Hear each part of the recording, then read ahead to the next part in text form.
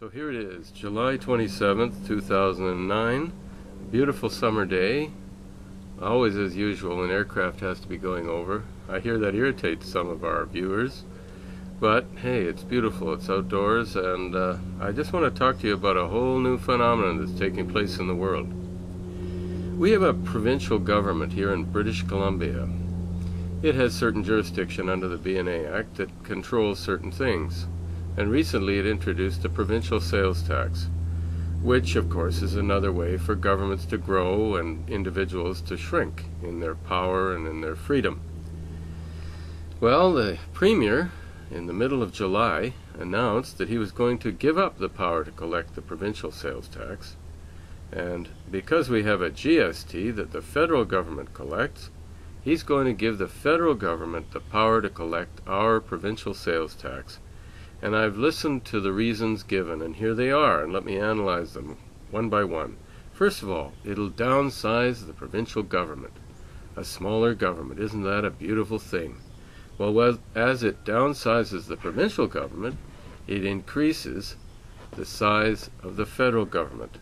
And of course, they will give us service from Ottawa in 2 languages rather than 1.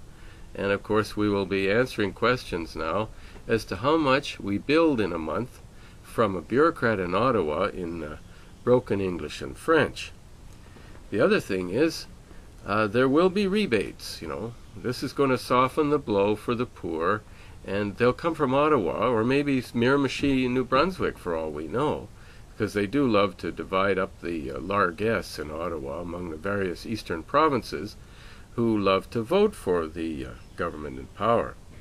But when you have rebates, that's the government takes the tax, and then you make an application to another bureaucrat to qualify for a rebate. You have to prove you've met a number of criterion, and everyone will make little sort of distortions in their lives to fit the criterion for the rebate.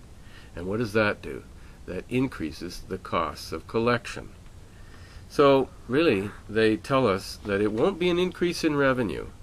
Well, it will be an increase in revenue, and it'll be an increase in cost.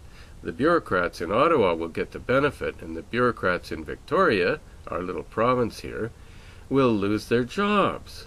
And this is Mr. Campbell's idea of a benefit to us. Well, why is he doing this? Well, he needs cash because he's got a huge deficit, and he made promises in the budget that there would be only about a $590 million deficit. And you know what the federal government's going to give him for what they call the initiation costs? They're going to give British Columbia $1.6 billion.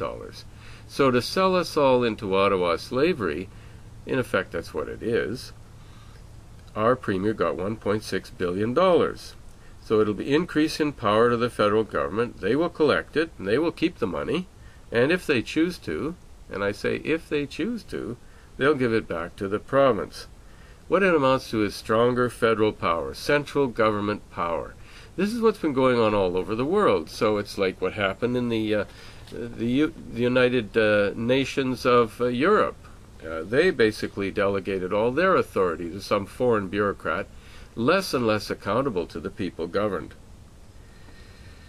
So the simplicity, they say, of paying tax to one source is a benefit, that businesses will be able to pay their tax to one place for both taxes. Well, what that really amounts to, and they say it'll be less pain, but it's taking more blood from a larger vein. That's what it is. And on the grounds of efficiency, think about what's going on here. This is the little province of British Columbia, I don't know, 4 million maybe. And on the grounds of efficiency, why don't they just turn over all the powers of the provincial government to the federal government and forget about provincial autonomy and provincial rights and provincial authority? What's the point? It's more efficient to have government directly from Ottawa, wouldn't you think? And then the bureaucrats there will decide what's good for us, and all the little petty politics of British Columbia will disappear. We won't have any things to worry about in provincial elections.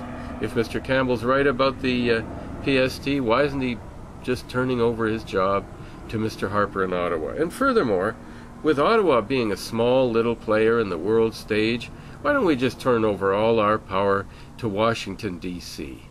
That'd be a little more efficient. I mean, we don't need all those bureaucrats in Ottawa with their bilingualism. Why don't we just turn it over to the United States? And on the other hand, what about the United States? It seems to be a little bit of a one-sided player. Why don't we just turn over everything to the United Nations or some new world government? Well, there are some people who believe that type of nonsense. The best government is indeed the least government and the closest to the people governed.